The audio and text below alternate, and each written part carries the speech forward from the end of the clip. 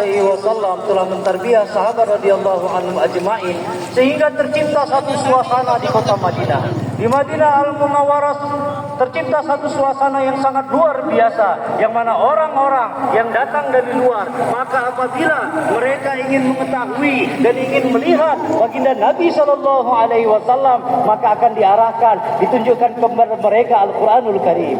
Quranul Karim, yaitu apabila mereka ingin melihat baginda Nabi sallallahu alaihi wasallam, kehidupan baginda Nabi sallallahu alaihi wasallam, maka akan diarahkan, ditunjukkan kepada kitab Quranul Karim.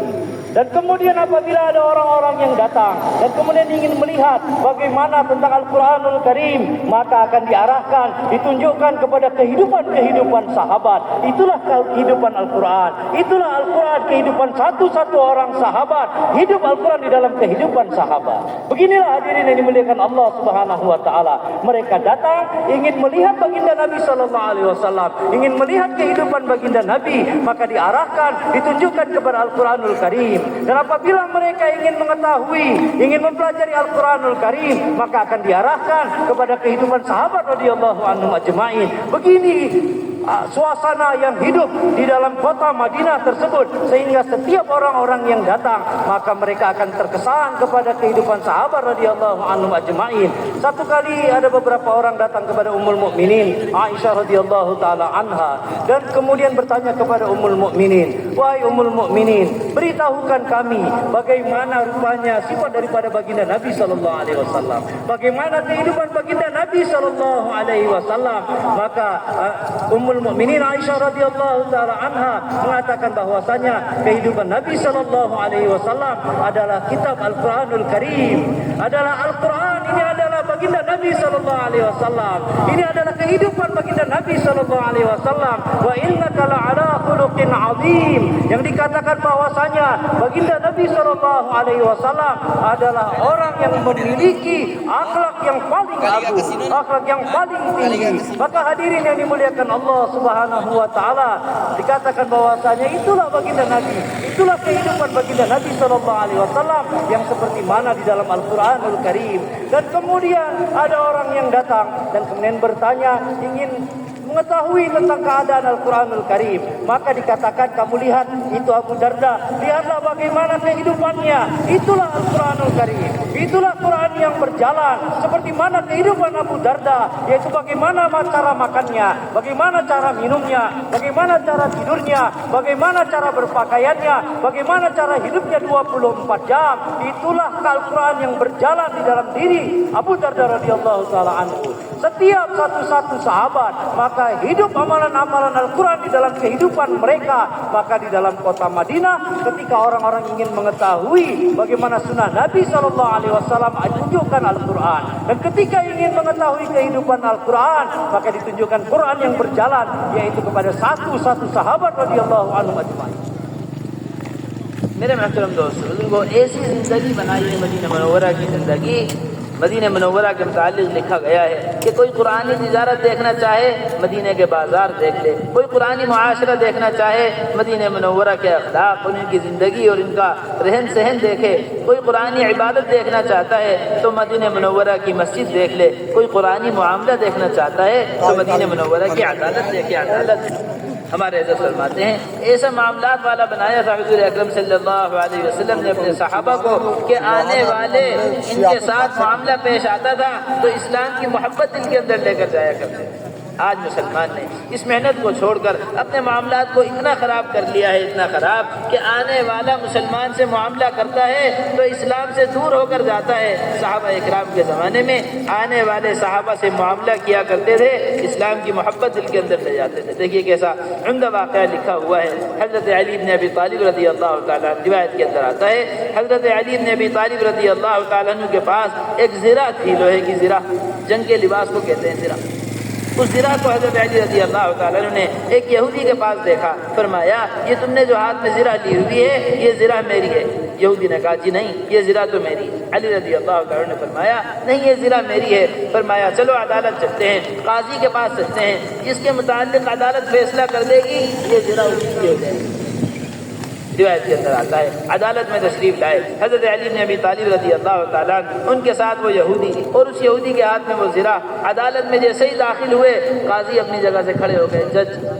جج کا کتنا احترام ہوتا ہے عدالت میں, لیکن جج اپنی جگہ سے کھڑا ہو گیا. حضرت علی رضی اللہ تعالیٰ عنہ کو انہوں نے بلا کر اپنی جگہ بٹھایا, خود سامنے آ کر بیٹھ گئے. ساری عدالت کا یہ منظر یہودی دیکھ رہا ہے کہ جج اپنی جگہ سے اٹھ کر میرے مقابل کو اپنی جگہ پر بٹھا رہا ہے. یہ عدالت ہے. روایت کے اندر آتا ہے اب اس عدالت کے اندر بحث شروع ہوئی. بتلائیے کیسے تشریف لانا ہوا ہے, کیسے آئے ہیں. علی رضی اللہ تعالیٰ نے فرمایا یہ زرہ میری ہے, یہودی نے اس پر قبضہ کیا ہوا ہے. فرمایا قاضی نے کہا کہ یہودی کے پاس قبضہ ہے, آپ کے پاس گواہ ہونا چاہیے.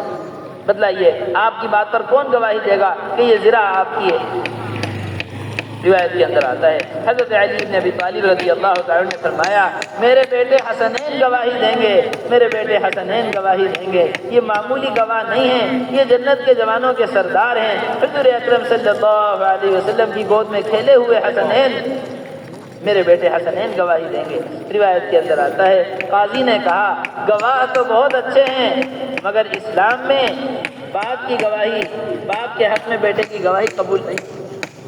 باپ کے حق میں بیٹے کی گواہی اسلام میں قبول نہیں ہوتی ہے. آپ کے پاس کوئی اور گواہ ہو تو آپ بتلائیے. علی بن ابی طالب رضی اللہ تعالیٰ نے فرمایا میرا غلام بھی یہ بات جانتا ہے یہ زرہ میری ہے, میرا غلام گواہی دے گا. قاضی نے کہا کہ غلام کی گواہی آقا کے حق میں قبول نہیں ہوتی, اور دوسری بات یہ بھی ہے کہ غلام کی گواہی ناقص ہوتی ہے, غلام کی گواہی کو کامل نہیں مانا جاتا. چاہیے آپ کے پاس کوئی اور گواہ ہو تو آپ کوئی اور گواہ پیش کیجئے. علی بن ابی طالب رضی اللہ تعالیٰ نے فرمایا میرے پاس کوئی اور گواہ نہیں ہے. روایت کے اندر آتا ہے اس عدالت نے فیصلہ کیا, آج یہ عدالت فیصلہ کرتی ہے اس زرہ کے متعلق کہ آج کے بعد اس زرہ کا مالک یہودی رہے گا. یہ عدالت یہودی کے حق میں فیصلہ کرتی ہے.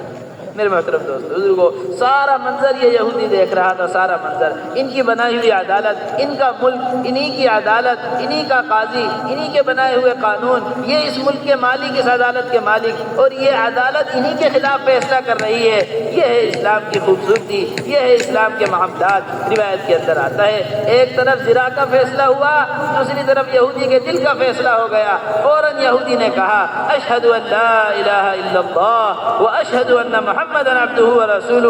یہ ہے اسلام کی خوبصورتی کہ سارا ملک ان کا, ساری عدالت ان کی, اور انہی کے خلاف فیصلہ کر رہی. یہ تھے اسلام کے معاملات کہ آنے والا معاملہ کرتا تھا, اسلام کی محبت دل کے اندر لے کر جاتا تھا. آج مسلمان نے اس دعوت کی مبارک محنت کو چھوڑ کر اپنے معاملات کو اتنا خراب کر لیا ہے, اتنا خراب کہ آنے والا کہتا ہے میں نے مسلمان کے ساتھ معاملہ کیا ہے, اسلام میں لکھا ہوا ہے مسلمان دھوکہ نہیں دے گا, لیکن میں نے مسلمان کے ساتھ معاملہ کیا ہے, مسلمان سے زیادہ دھوکے باز میں نے کسی کو نہیں. Hadirin yang dimuliakan Allah Subhanahu wa taala.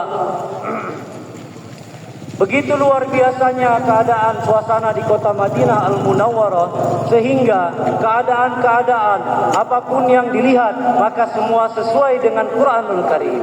Apabila dilihat perdagangan, maka akan nampak perdagangan sesuai dengan perintah Al-Quran di kota Madinah. Dan apabila ingin melihat pertanian sesuai dengan Al-Quran, maka akan nampak pertanian di kota Madinah. Apabila ingin melihat pengadilan sesuai dengan ketentuan Al-Quran, maka akan nampak di kota Madinah. Dan apabila ingin melihat muamalah sesuai dengan Al-Quran, maka akan nampak di kota Madinah.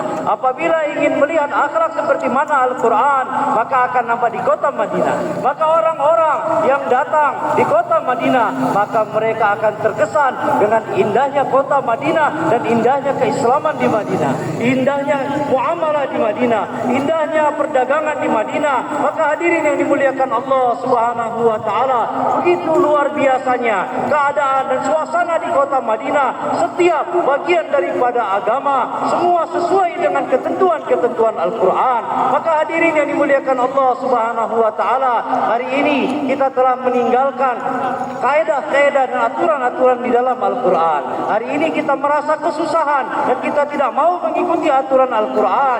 Kita suka untuk berdagang tanpa melihat Al-Quran, kita bertani tanpa memperhatikan Al-Quran, kita melakukan muamalah maka tanpa melihat Al-Quran, dalam pengadilan tanpa melihat Al-Quran. Maka hadirin yang dimuliakan Allah Subhanahu wa taala, Coba kita dengarkan ini, merupakan satu pelajaran yang sangat besar sekali untuk kita.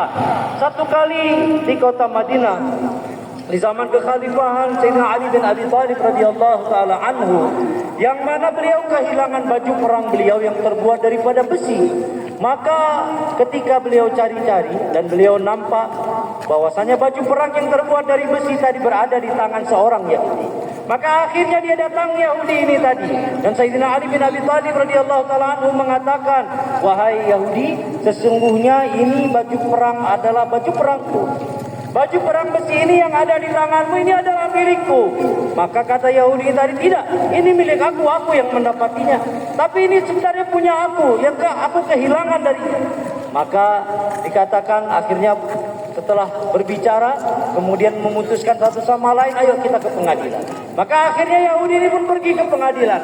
Dan kemudian Yahudi ini pergi ke pengadilan pun ingin lihat bagaimana aku nanti pasti akan dizolimi oleh orang ini. Karena negara ini atau kota ini adalah milik dia. Dia adalah khalifah di kota Madinah ini. Dan kemudian pengadilan ini pun adalah punyanya. Dan kemudian hakim yang ada ini pun punyanya juga. Keadilan ini pun mungkin adalah akan ditentukan olehnya. Tetapi hadirin yang mulia, akhirnya Yahudi ini masuk dalam pengadilan. Dan dia lihat bagaimana keadilan yang ditegakkan di kota Madinah tersebut. Maka hadirin yang mulia, datanglah hakim. Hakim ini datang dan dilihatnya bahwasanya Amirul Mukminin yang masuk dalam pengadilan. Maka seperti mana orang-orang yang lain yang membawa kasus, maka didudukkan di tempat yang sama. Tidak diberikan tempat-tempat yang khusus kepada Amirul Mukminin Ali radhiyallahu taala anhu. Maka akhirnya didudukkan, ditanya apa keadaannya, maka diminta keadilan bahwasanya baju perang saya telah kehilangan dan kemudian diambil oleh orang Yahudi ini, dan bersama dengan dia itu adalah punya saya. Maka sekarang ini saya minta untuk ditentukan dan diputuskan bahwasanya ini adalah baju perang milik saya. Maka dikatakan oleh hakim, "Wahai Sayyidina Ali bin Abi Thalib, apakah engkau memiliki saksi atasnya?" Maka dikatakan oleh Ali bin Abi Thalib, "Aku ada saksi. Aku memiliki Hasan Hussein, dua orang anakku ini. Dan Hasan Hussein radhiyallahu taala anhuma ini bukanlah orang-orang biasa yang mana dikatakan adalah sayyidah syababi ahli jannah, yang merupakan penghulu daripada anak-anak muda di surganya Allah Subhanahu wa taala, yang merupakan cucu baginda Nabi sallallahu alaihi wasallam, yang mana besar di tangan daripada putri baginda Nabi sallallahu alaihi wasallam. Bukan orang-orang biasa." Tetapi hadirin yang mulia, lihat bagaimana muamalah dalam pengadilan. Di dalam pengadilan tersebut Allah Subhanahu wa taala telah tunjukkan.